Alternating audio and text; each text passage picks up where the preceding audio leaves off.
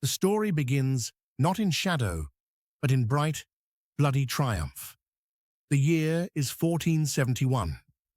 The Wars of the Roses, that brutal civil war between the noble houses of York and Lancaster, has reached a fever pitch. At the Battle of Tewkesbury, the Yorkist king, Edward IV, secures his throne by crushing his Lancastrian foes. The Lancastrian heir, Edward of Westminster, is killed. Just a few weeks later, the deposed Lancastrian king, Henry the King, dies mysteriously in the Tower of London, almost certainly murdered. The Yorkist line seems secure. Edward IV rules for another 12 years, a period of relative peace and prosperity. He has a large family, but the nation's eyes are fixed on his two sons. The 12-year-old Edward, Prince of Wales, and his younger brother, 9-year-old Richard, Duke of York. They are the future. They are the guarantee of stability. But in April 1483, everything shatters. King Edward IV, a giant of a man both physically and politically, dies unexpectedly.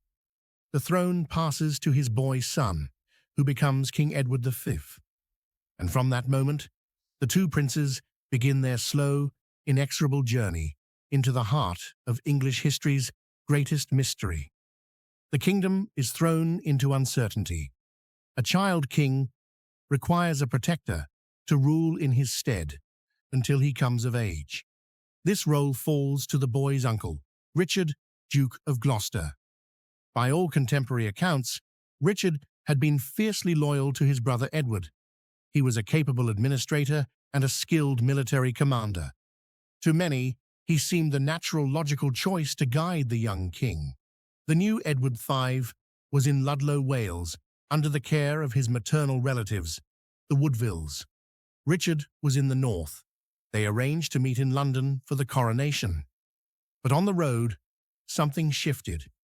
Richard intercepted the royal party, arresting the boy's uncle and half-brother, men of the Woodville family whom he suspected of plotting against him.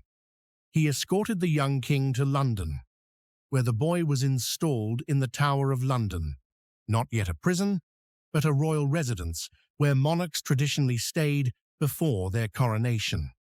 A coronation date was set for June 22nd. Then Richard made a move for the younger brother. The 9-year-old Richard, Duke of York, was in sanctuary at Westminster Abbey with his mother and sisters. Under persuasion and with promises of safety, Elizabeth Woodville allowed her younger son to join his brother in the Tower. The stage was now set. The two heirs to the throne were together under the control of their uncle. The coronation, however, never happened. In early June, a sermon was preached at St. Paul's Cross, declaring that Edward I's marriage to Elizabeth Woodville was invalid. The argument was that Edward had been pre-contracted to marry another woman before he wed Elizabeth, making their union bigamous. If this were true, it meant that all their children, including the two princes, were illegitimate and therefore barred from the throne. The source of this claim was a clergyman named Robert Stillington, the Bishop of Bath and Wells.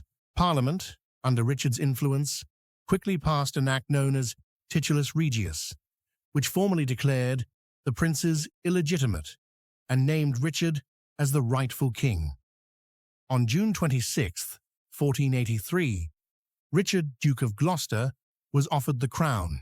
On July 6th, he and his wife were crowned King Richard III and Queen Anne. The two princes, the boy King Edward V and his brother, remained in the Tower, and then they vanished from public view. By the late summer of 1483, they were no longer seen. Whispers began to circulate through the streets of London and across the courts of Europe. The princes, it was said, had been murdered. The question that has echoed for over 5 centuries is simple. By whom?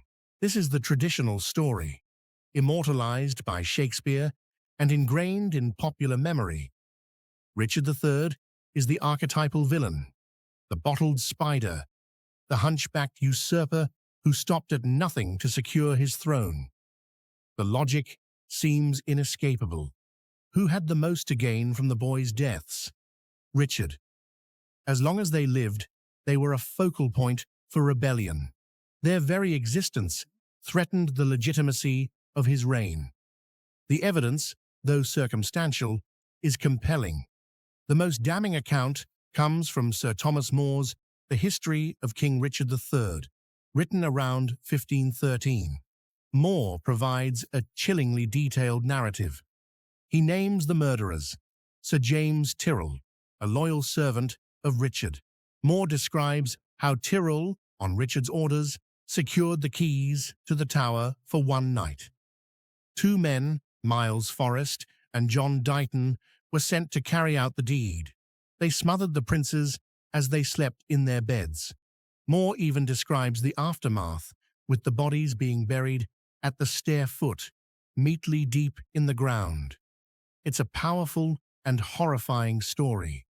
But there's a major problem with More's account. He was only 5 years old when these events happened. He was writing 30 years later, under the reign of Henry VIII, the son of the man who defeated Richard.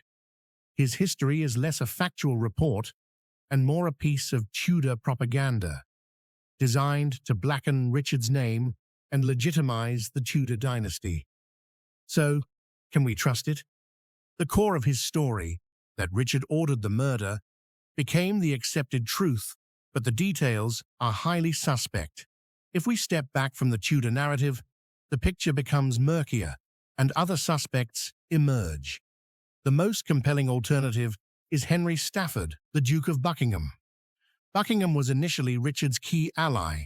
He supported the usurpation and was handsomely rewarded with lands and power. But in the autumn of 1483, he led a massive rebellion against Richard.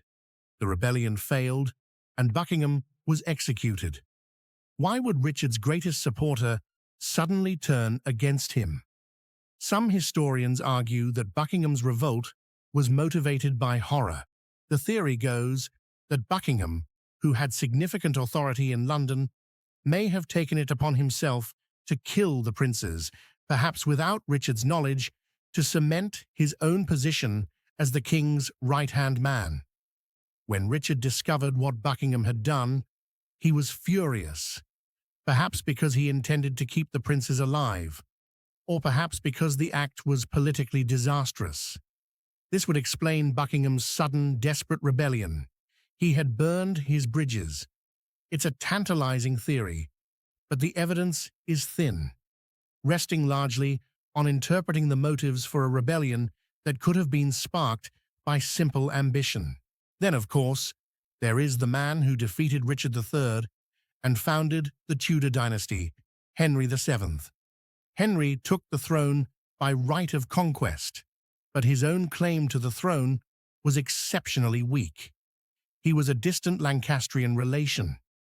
To strengthen his position, he married the prince's eldest sister, Elizabeth of York, uniting the warring houses. But the princes were a far greater threat to him than they had been to Richard. For Richard, they were illegitimate. Henry, however, had his own parliament repeal Titulus Regius, thereby declaring the princes legitimate again. In 1674, during renovations to the Tower of London, workmen made a grisly discovery. Under a staircase leading to the chapel in the White Tower, they found a wooden chest containing the skeletons of 2 children. The bones were deemed to be those of the princes and were reburied in Westminster Abbey on the orders of King Charles II. In 1933, the urn containing the bones was exhumed and examined by forensic experts. Their conclusions were limited but significant. The skeletons were of 2 children, roughly the right ages for the princes. The elder child showed some signs of jaw disease, which contemporary portraits suggest Edward V may have had. But the examination was inconclusive. It could not determine the cause of death, nor could it definitively date the bones to the 1480s. They could, technically, be from an earlier or later period. The bones remain in Westminster Abbey today, and permission for modern DNA and carbon dating analysis has been repeatedly denied. They are a silent, frustrating piece of the puzzle. They suggest a tragic end, but they cannot name the killer. What if the simplest answer is wrong? What if the princes weren't murdered at all? Several alternative theories have persisted over the centuries. The most popular is that one or both of the boys were smuggled out of the tower and survived in secret. This theory gained traction because during the reigns of Richard III and Henry VII, several pretenders appeared, claiming to be one of the lost princes. The most famous was Perkin Warbeck, who, in the 1490s, claimed to be Richard, Duke of York. He managed to gain the support of several European monarchs and led a failed invasion of England before being captured by Henry VII. So, where does the evidence lead us? It is a case built on circumstance, motive, and the political narratives of the winners. There is no smoking gun, no signed confession. The case against Richard III remains strong. He is the prime suspect by every logical measure of opportunity and motive. The contemporary whispers, even if they come from his enemies, are consistent. The sheer convenience of their disappearance for his reign is overwhelming. Yet, reasonable doubt persists. The Tudor dynasty had an immense incentive to paint Richard as a monster. Thomas More's vivid story, written for a Tudor king, may have cemented a guilt that was only alleged before, and we cannot ignore the motives of Buckingham or Henry VII. The mystery of the princes in the Tower endures because it is the ultimate historical cold case. It has all the elements of a classic thriller: power, betrayal, innocent victims, and a shadowy crime with no clear resolution. It forces us to question how history is written, by whom, and for what purpose. The truth is buried somewhere, in the undocumented conversations of 1483, in the political spin of the Tudor chroniclers, or perhaps even in the DNA of those small bones in Westminster Abbey, waiting for science to finally have its say. Until then, we are left with the evidence, the theories, and an enduring fascination with the two young boys who vanished, leaving behind a legend that has captivated the world for centuries. If you're finding these insights valuable, make sure to subscribe to the channel. By hitting that subscribe button, you're not just supporting this work, you're ensuring you don't miss our future videos, where we'll continue to break down complex topics into clear, actionable ideas. Your subscription is the best way to build a library of knowledge together.